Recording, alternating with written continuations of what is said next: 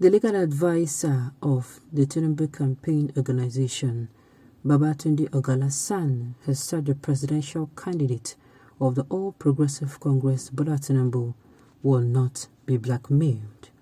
Welcome to the news and thank you for tuning in to listen.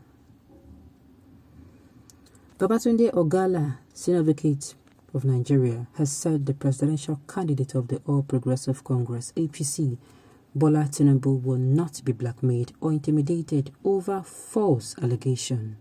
Bless Media reports. Now, in case you have not heard, there has been a lot of comments online, a lot of tweets, a lot of retweets against or under the issue about Tinubu's certificate. And the thing is, a lot of people are getting it wrong, while some people are just stating their mind.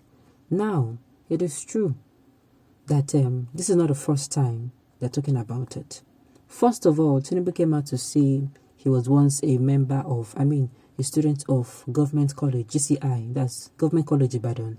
And a man, and at the same, permit me, I don't know if it's the same age grade, I don't know, but a man who was supposed to be Tinubu's, let's say, classmate, because he said he himself was in that particular, he schooled in that particular school, I think he said from 1962, I'm not quite sure of the age, 1968.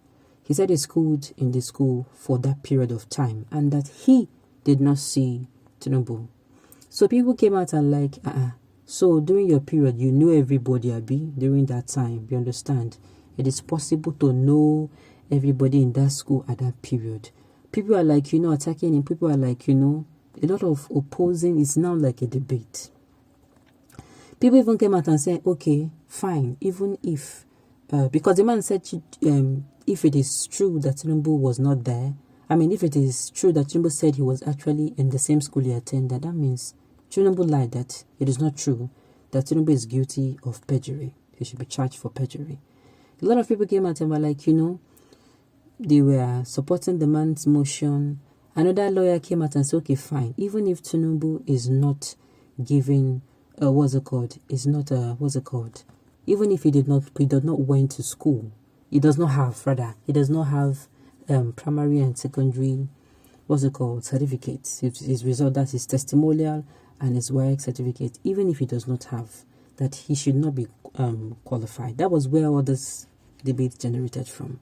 And me, in my own opinion, I'm like, okay, I'm not saying that his credibility and capability, and competency are actually attached to that his result. Not at all.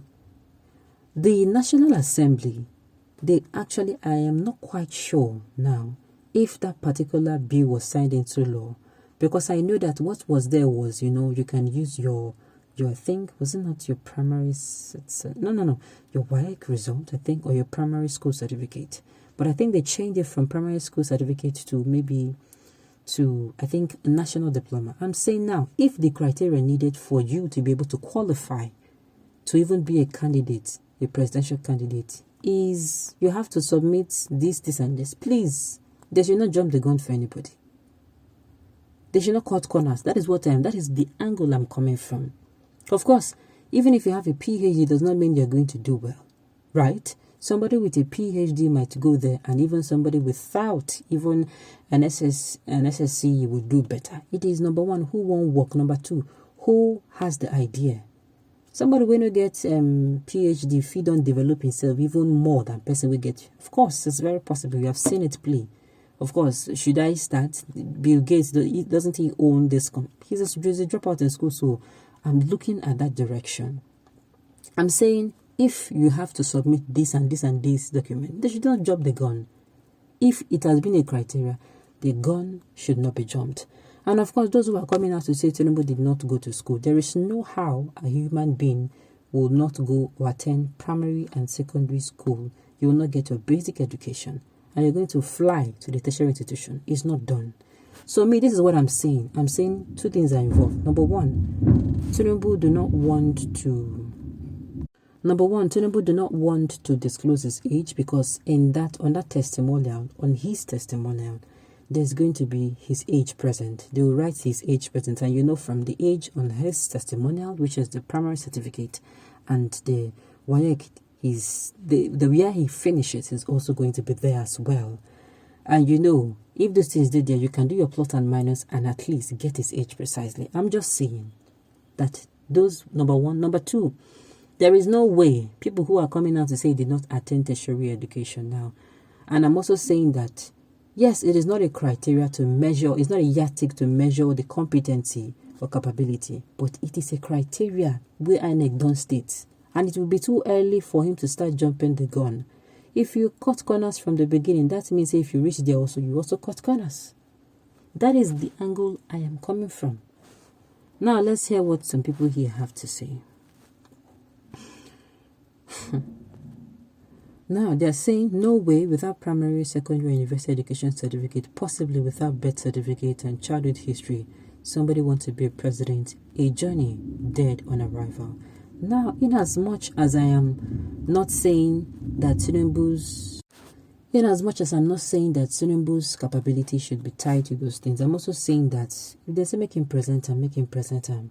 Some people came out that, oh, Tinubu built schools that they can pick. Those who are saying Tinubu did not go to school, they should take that as compensation. And I'm saying we are not saying it is going to be the yardstick to measure if he's capable or not. But we are saying that he should come out clean. You should be able to answer questions. This one is not a matter of sweep it under the carpet. You not get this thing. If you come outside, talk, say, see what do am. And not to be see what do am. Answer with proof. If you don't have somebody who can even come out and defend himself and clear his name, then there's a problem. That is what I'm saying. We should be able to at this point. I keep saying it, not only this period we go to ask these people questions and then go answer us because they want our vote. You understand? It is only now we can come out and ask questions about your candidate and he answers you.